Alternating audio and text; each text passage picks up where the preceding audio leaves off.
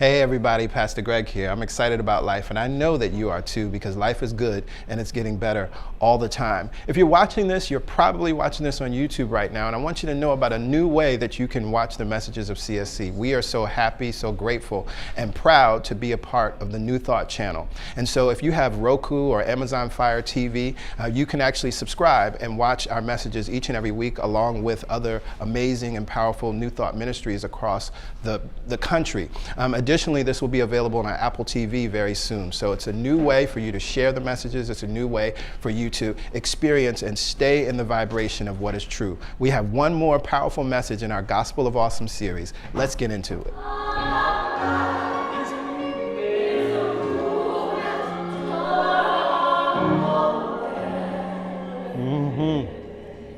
Yes, yes. I shared last week that powerful awareness from Eric Butterworth, that we have the opportunity to name our problems. You can call them problems or even challenges, or you can say they're projects. I have a project. See, the person that stands in that place understands that all of life is a movement toward our wholeness. A Course in Miracles tells us that I have given everything all the meaning that it has. All of life is a movement toward our wholeness. Well, good morning, Celebration Spiritual Center.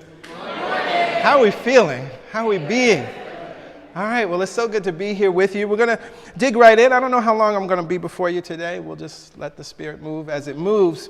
We're in week 5 of the Gospel of Awesome series, and we've taken a beautiful journey. We started with week 1, Does It Make the World Better?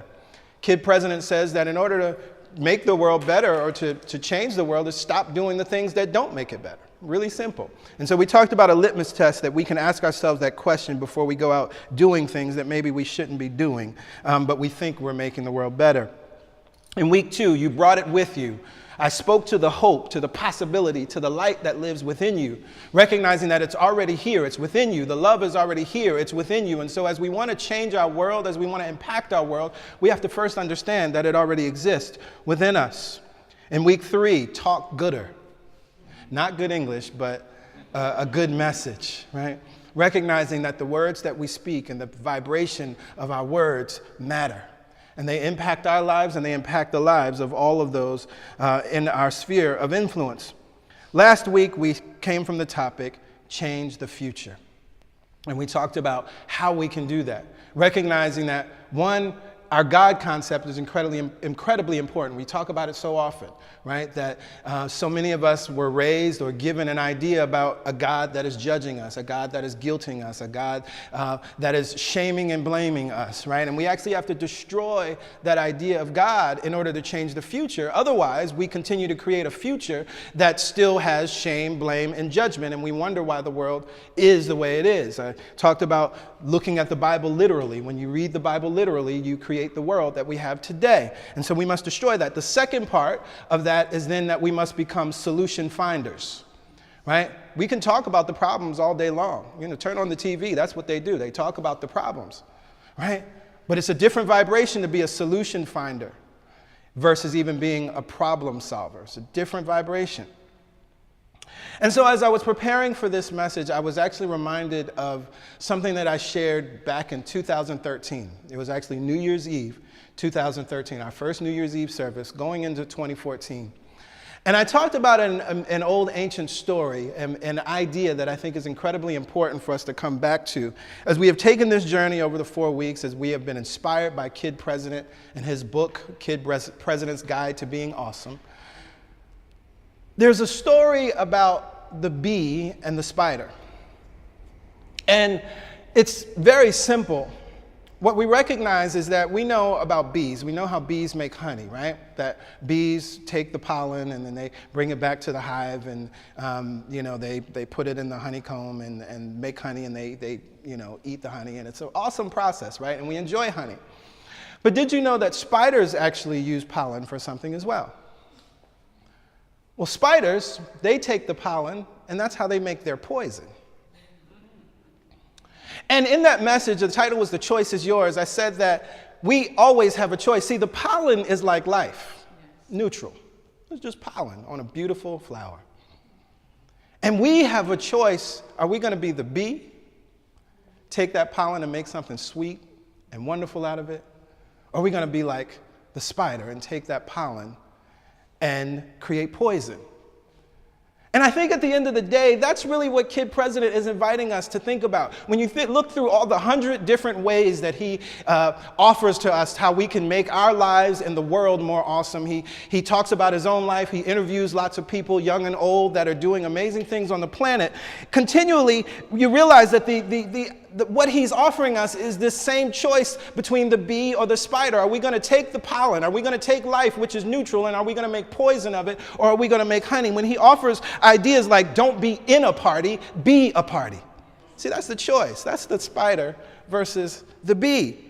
Even when he says it's okay to get discouraged, it's not okay to stop.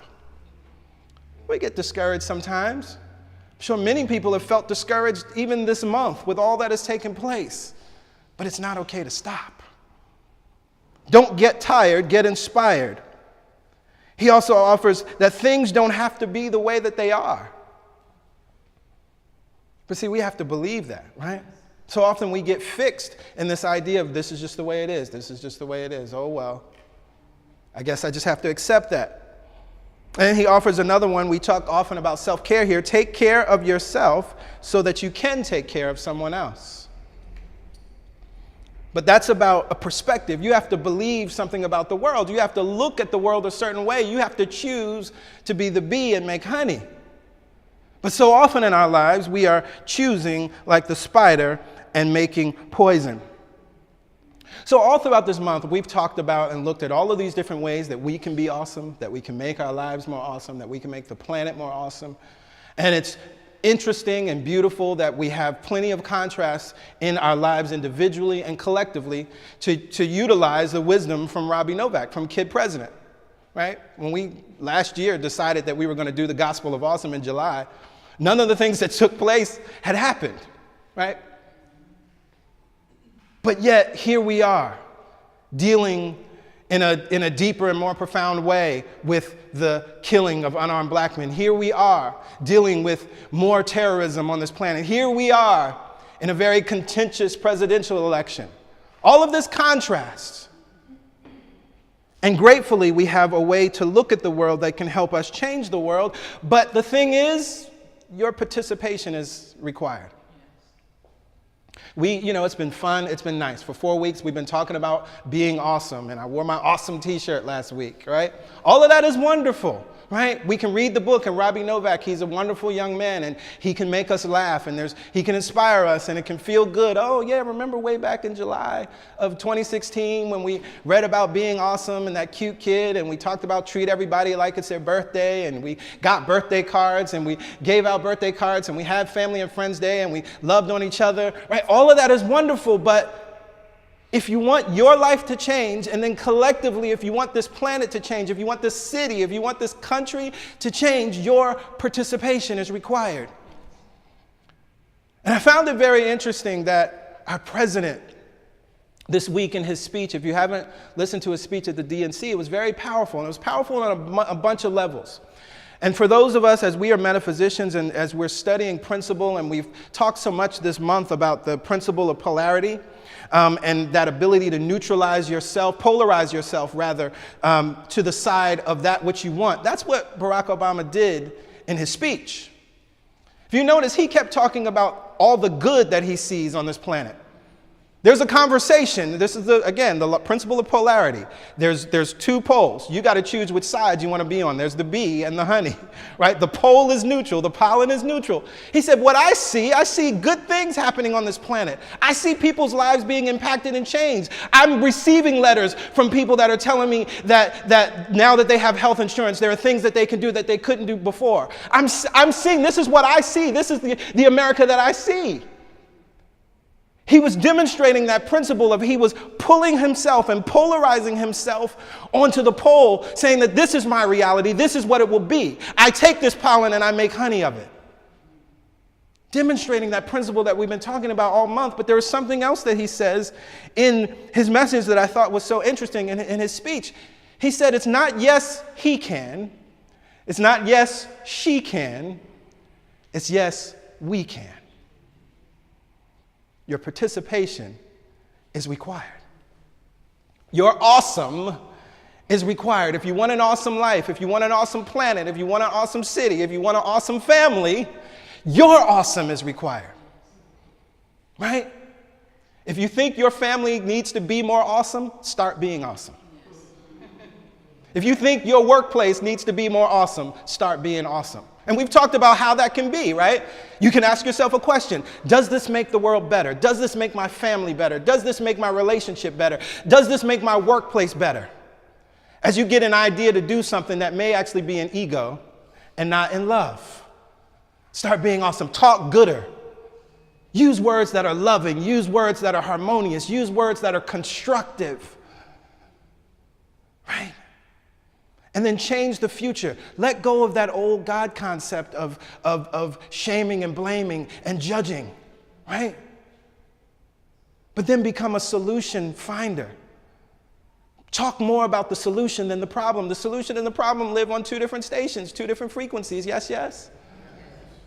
So if you want a solution, again, in your workplace, talk more about the solutions. In your family, talk more about the solutions. In your relationship, talk more about the solutions. It's a very fascinating thing. If you've ever tried it in your relationship, if you haven't, try it.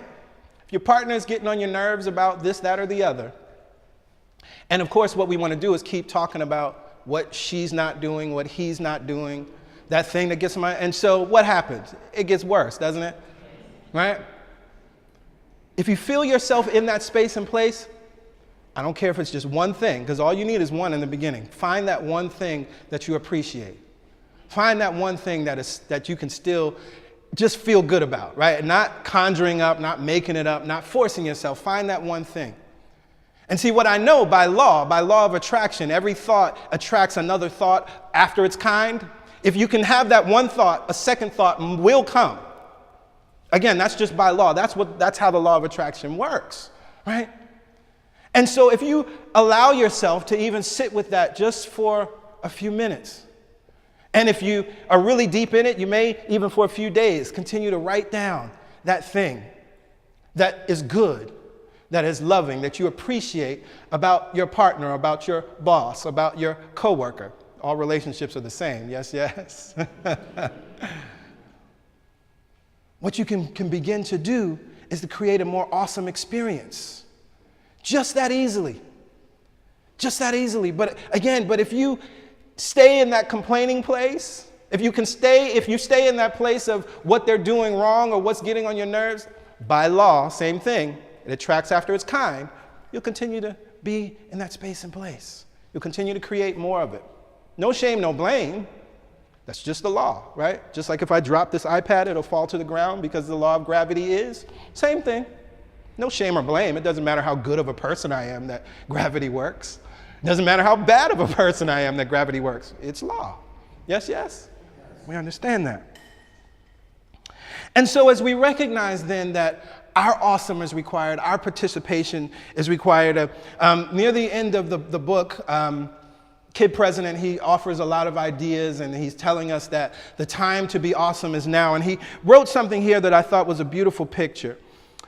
He says that every single day you are adding a note to what adds up to be a big piece of music.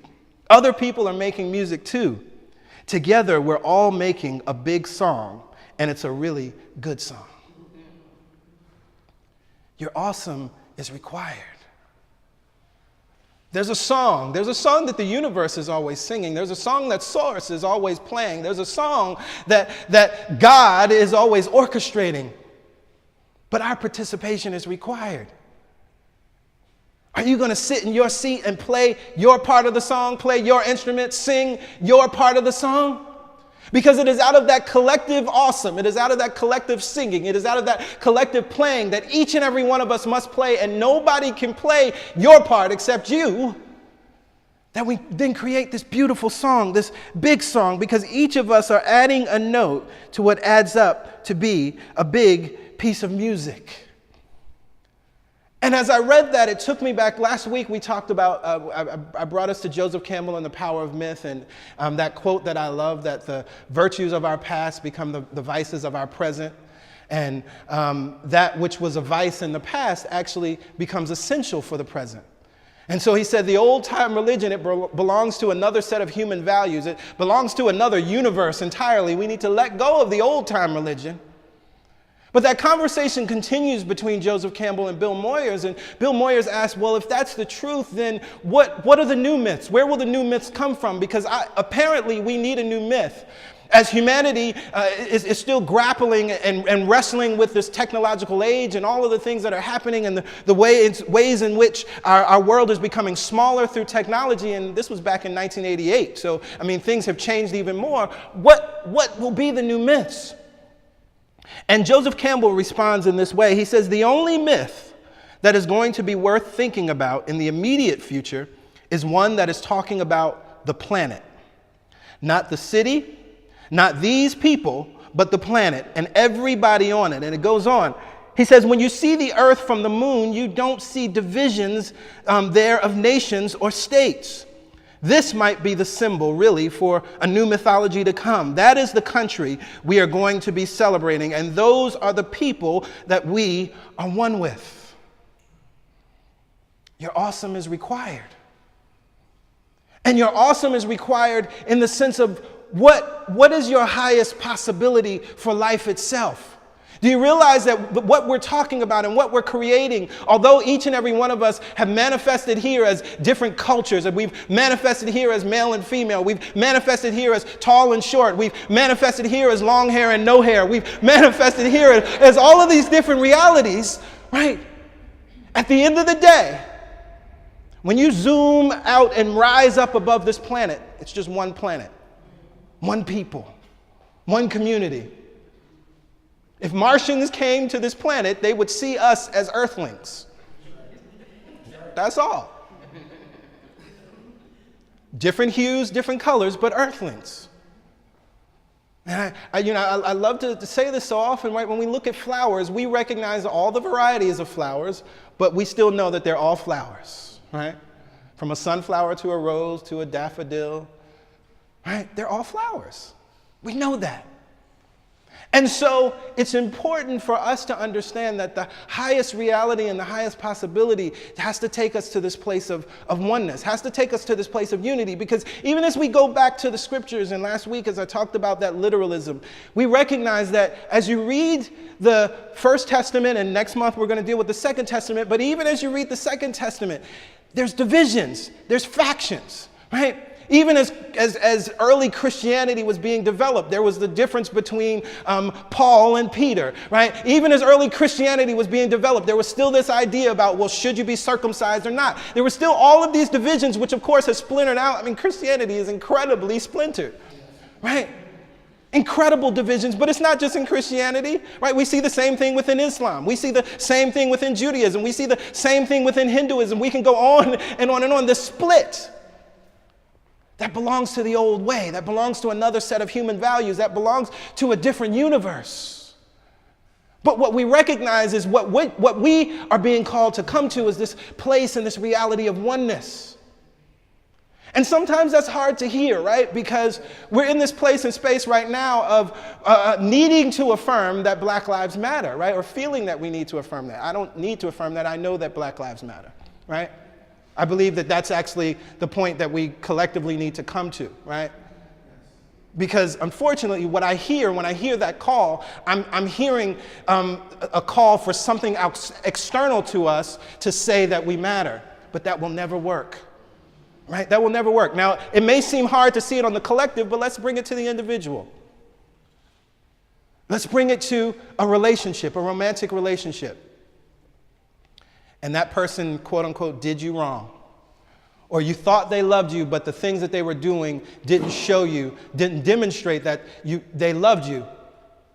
And so you started calling, but I matter. Please tell me I matter. Please say that. I need you to understand I matter. You would be giving that person all the power. The truth of life is that eventually you got to say, I matter. Regardless of what somebody else outside of you is doing. And the thing about that is once you do that, everything else starts to change. By principle, by law, right?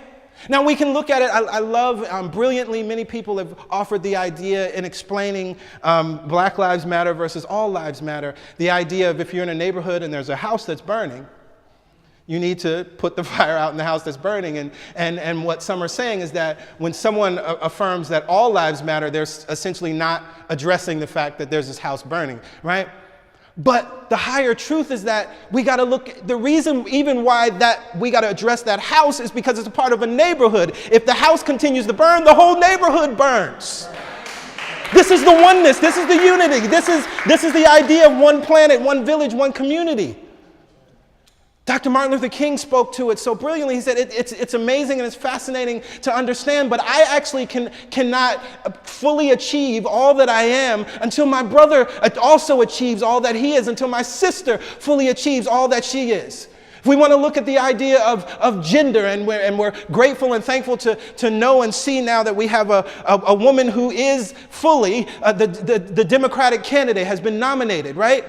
We understand that life is changing, but for men, we need to understand that we actually don't accomplish all that is possible in, through, and as our lives until women are also equal, right? We need to understand that. This is the larger principle. We can get stuck in the individuality. We can get stuck in the separation. But as much as we do that, we continue to create more of the frustration and more of the problems. When our police officers begin to understand oneness, then they understand that Alton Sterling is my son, is my brother, is my cousin, is my nephew, is me. Would I treat myself that way? See, it changes the whole conversation. The problem is separation. The problem is otherness. And we've seen that play out over and over and over again, right? In a past message, I don't remember which one it was, maybe What Happens When You Believe a Lie, I talked about, we look at the genocide in Rwanda. The Hutu and the Tutsis, everybody looked alike. But yet it created genocide based on a lie, based on this idea of separation. And let's remember, as far as race is concerned, that was developed, that was constructed. It was a lie that was constructed back in the 15th century. So I'm not saying anything that's radical, right? The idea that we are separate, that we are different, was something that was created to separate us. But the truth is, on a biological level, we are 99.99% alike. Our sister Jill Bolte Taylor, she offers that idea. And so then she says that 1/100th of a percentage, that's what we're all fighting over. That little percentage is what's creating what we see with police brutality. That's what's creating the terrorism on the planet. That's what's creating gender inequality. That's what's creating all of these things, that small percentage. But we are 99.99% the same. And again, we understand that. We look at flowers, we understand that all flowers are flowers, right? We can categorize music, but we know that all music is music. We can look at a neighborhood and see that there are different types of houses and homes within that neighborhood, but we know it's one neighborhood and they're all homes, right? So, as we say that our awesome is required, and as Kid President tells us that the time to be awesome is now, right? It's time for us, if we want change, and I know each and every one of us do in our lives individually and in our world collectively, we want change, the time to be awesome is now.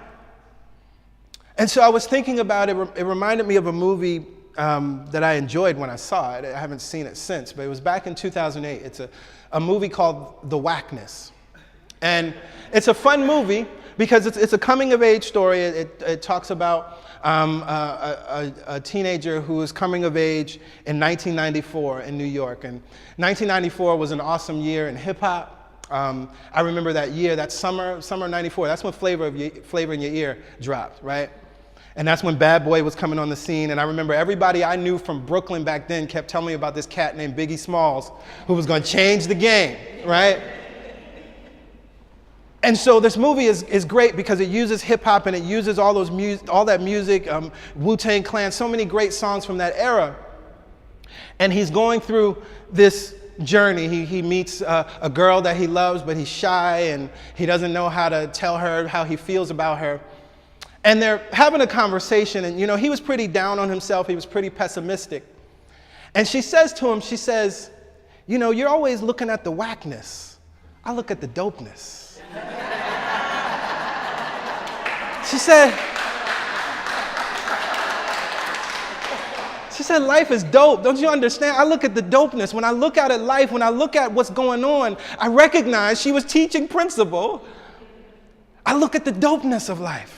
I recognize that there are things going on and there are possibilities on this planet. I'm choosing to be a solution finder. I'm choosing to bring my awesome that I know is required and look at the dopeness.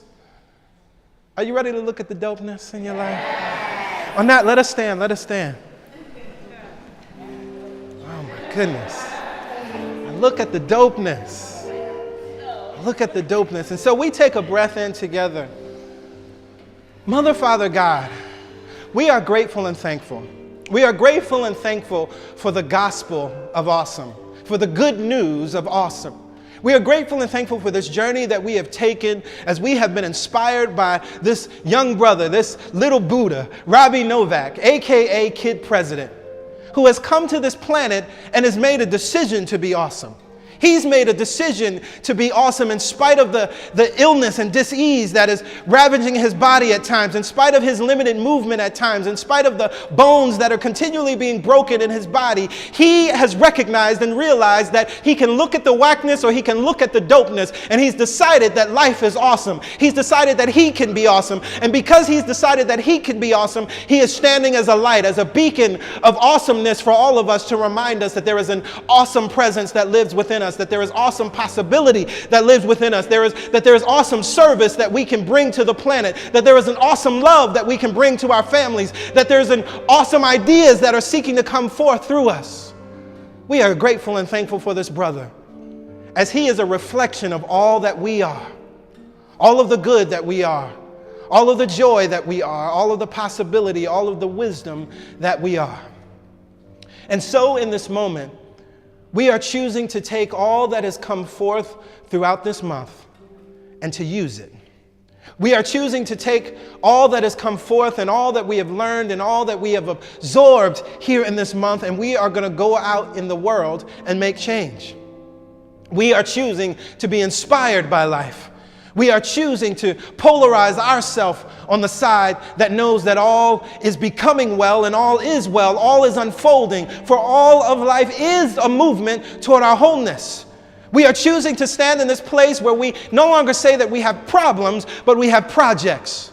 And we are choosing to sit. We are choosing to bring our brilliance. We are choosing to bring our wisdom. We are choosing to bring our intelligence. We are choosing to bring our gifts to these projects and transform our lives and transform our planets.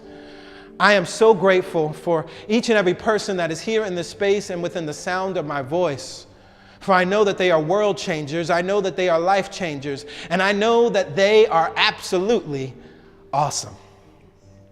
And so as we are embracing our awesome possibility and as we are embracing this awesome opportunity, we say yes to that which is here for us to do. We say yes to that song that is here for us to sing.